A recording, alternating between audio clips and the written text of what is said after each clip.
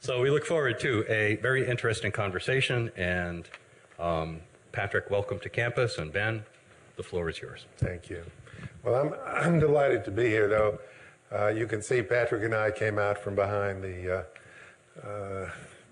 scrim to make ourselves entirely vulnerable to you. The last time we got together, I had a maker's mark on the rocks, and he had a draft beer, which was a fine lager. And I regret to say Joe hasn't provided us with the same kind of welcome today, but that's okay. We'll take care of that later, perhaps. I want to read first, and if you don't know this, this is a terrific book, an absolutely terrific book.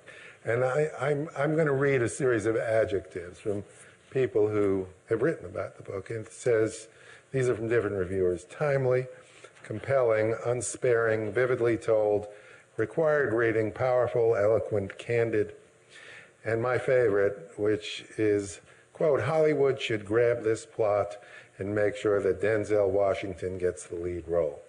And I think that's as true as all the rest of this. That refers to a person I would think of as the lead character in this. This has something of the contours of a novel. Orlando Gober, who was the principal of Rice High School in Harlem, where Patrick spent a great deal of time and where he afterwards chronicled a year and much, much more. I want to begin, Patrick, the first sentence of the book. So I'll begin with the first sentence of the book, which is a striking sentence. And it really tells you, to some degree, why Patrick wrote this book.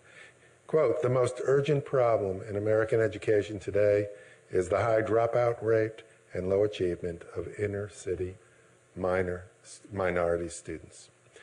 What are the facts on the ground as we know them?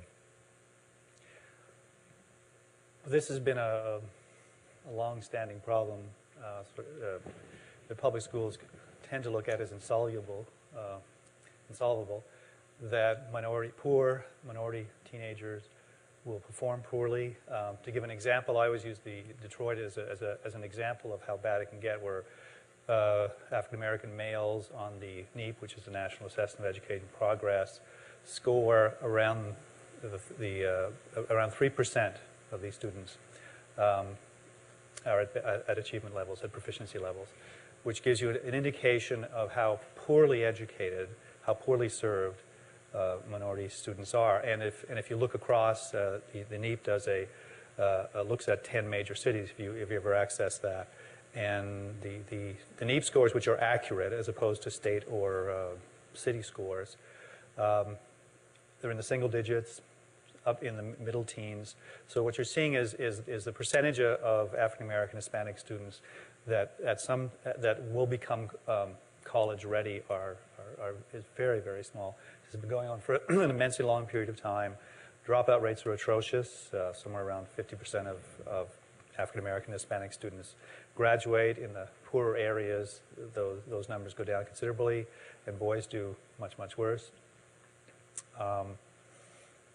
And then the same thing repeats at the university. Well, very. Perhaps we can come to the university later, because I want to stick with Rice and your project there. Is that fact, that is that African American or minority students, I should say, do so poorly relative to majority students in high school in this country, and therefore literally set themselves in a circle from which they can't escape, a circle of poverty. Right. Is that what brought you to write this book? Was that your motivating, or what did? Well, yes. I mean, I was struck. I grew up in Canada, and after, I'd lived here a number of years before I started writing about education. But when I did, I started doing articles for the New York Times, and it ended up being in areas like Harlem. And it just struck me, because I didn't go to elementary and secondary school here. On the one hand, these immense number of schools that they're in horrible condition, graffiti all over them, and students are not learning much, dropping out at enormous expense. And then at the same time, you go to a school like Rice down the street, spending several times less per student. 5,000 something, as I recall. Well, it's at the time of the book. Yeah, the tuition. Differential. The differential nationally, the differential, well, let's say in New York City, you have maybe the average tuition around $5,000 for elementary, around $8,000 for, the average cost around $5,000 and $8,000 for the secondary against, the New York City public schools that spend over $21,000 per student per year. Okay. Massive differential in. And yet, what you saw? Well, at the Catholic schools, regardless of all the difficulties, the students, the most important fact is that, there is order, there is discipline, the students stay, and they get through, they graduate, they pass the Regents exam, which are the state exams in New York, and they graduate and go on to, they all get into college or go into the military. Versus in a neighborhood like Harlem, we're talking about, it's mostly African-American boys' schools, so maybe 30% of their peers are getting through, and few of them are even taking the SAT or thinking about college. Right. So it's a massive differential, and it always struck me like a CSI scene. You go to the corner, and all these young men are hanging out selling drugs and revolving in and out of jail and shuffling down to the methadone clinic, whatever. But that's their lives coming out of public school versus the young men, absolutely same demographic, wearing their Rice vests, going into Rice, and they're dealing with this every day as an everyday reality, but they're able to to go on to the next level. Let's talk about Rice a bit. You describe, and there are photographs in the book, by the way, some very good photographs in the book. Which I should have mentioned is entitled The Street Stops Here. We'll talk about that in a second. But tell us about the situation of Rice, founded in the 1930s to serve who? Mostly Irish, poor Irish Catholic. Rice was always the school with the lowest tuition, sort of in keeping with the Christian Brothers in Ireland, the Irish Christian Brothers, who were founded to serve the very poor. They started 3 schools on 124th Street. Power Memorial, where Kareem Abdul-Jabbar went, that was a little where West Side Story area, and that was eventually shut down. All Hallows, which is in the Bronx and is a more Hispanic school, and Rice, which moved across the street into an old YMCA building. That area of Harlem was Irish, so working class Irish Catholic until the 1960s when it became all African American. So there was a shift over a period of years where if you look at the original photographs, there might be 1 or 2 or 3 black students in the 50s and whatever. There were always some black Catholics. And then as time went on, more blacks, more Hispanics,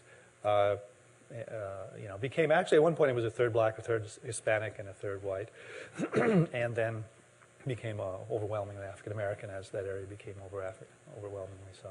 And it's a diocesan school? No, it isn't. It's independent. Well, there's a loose affiliation. I don't think they get any money from? Nothing much to speak of, but it's Christian Brothers. Right. It's it is not, the students there today, you mentioned black Catholics, a few black Catholics. Yeah. Students there today are not Catholic by and large. For the most part, when I was there were maybe, 15% Hispanic, most of them would be Catholic. What's the total number of students? That year, 330, it's a little less now. Maybe 30 to 40% would be Catholic. But these are all fuzzy numbers because there's such a large percentage of students are unchurched, so they claim affiliation, but nobody knows. Well, they don't know. Yeah, so maybe 25% had a Catholic background. Let's talk a little bit. I want to get into the contours of your story, and as I mentioned earlier, it does read like a novel, and it probably ought to be a movie. I don't know. Perhaps you can tell us if it's been optioned or. Denzel has a copy. That's all. I have a friend who has a friend who knows his doorman. Yes. Well, the doorman is the most influential guy around. That's for sure. Yeah. And he went to Fordham. I didn't know that. Yeah. Really. In any case, give us the contours of the story briefly for those people in the room who haven't read the book. Let's, by context, you went there in what year? Well, I went there for the 99-2000 school year. I mean, I was there months before setting it up, and then years after, in the writing process, which is a whole other story. The academic year was 99-2000. Orlando Gober was the principal. Right. It became obvious early on that he would be the main character. He was such a powerful, paradoxical, enigmatic, interesting. Large man. Fairly large. I mean, he's maybe about 6'1", 6'2", 250 pounds. Not huge, but but his size, his presence was a lot larger than his size. Right. And he always commanded attention in a room. A former Black Panther. Former Black Panther, turned Catholic school principal. And turned Catholic. And he turned Catholic, yeah. He grew up Lutheran. And it's funny, the gentleman wrote that review about Denzel Washington. Yes, right. He was Lutheran himself. He says, and that was the most astounding thing to him. He says, Lutherans don't become Catholics. He just couldn't believe that. Well, you learn something every day, right? But Orlando was a combination of he was a Missouri Synod, so very conservative Lutheran, very radical politics, and he's the kind of guy that never met a contradiction he didn't like. He that's the way he was, and he embraced all that sort of thing. So he was able to maneuver between very different views of things,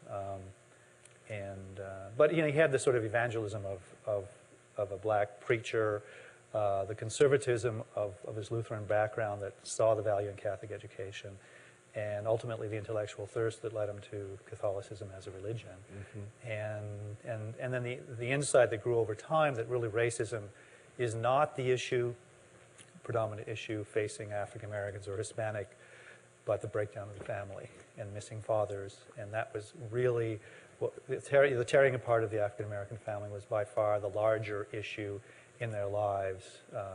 He would say, well, there's racism, but it's nowhere near as important. Now, Orlando was a father figure cubed, I'd say, not squared, cubed. Absolutely. And you open the book with this extraordinary discourse he offers at orientation for freshmen, at which he tells them what he's going to demand. Can you describe what the demands were on these students?